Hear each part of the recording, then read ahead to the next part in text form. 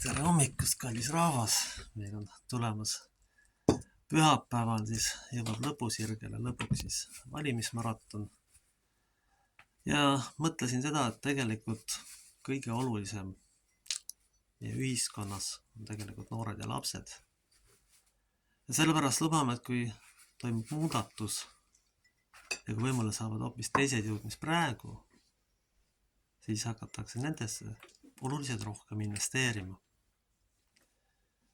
Teine ja oluline asi, mida prooviksime ära teha, on tegelikult, et inimestel oleks tööd ja leiba siin kandis.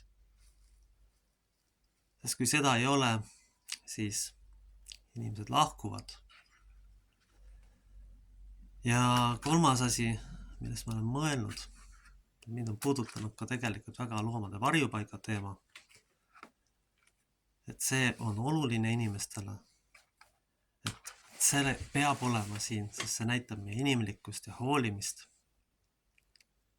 Et reaalselt on niimoodi, et kui me praegu ei hakka oluliselt rohkem lastesse ja noortesse investeerima, nendele kooskäimisvõimalusi looma, nende ringe kompenseerima, siis ei ole tegelikult ühelgi poliitikal enam mingit mõtet.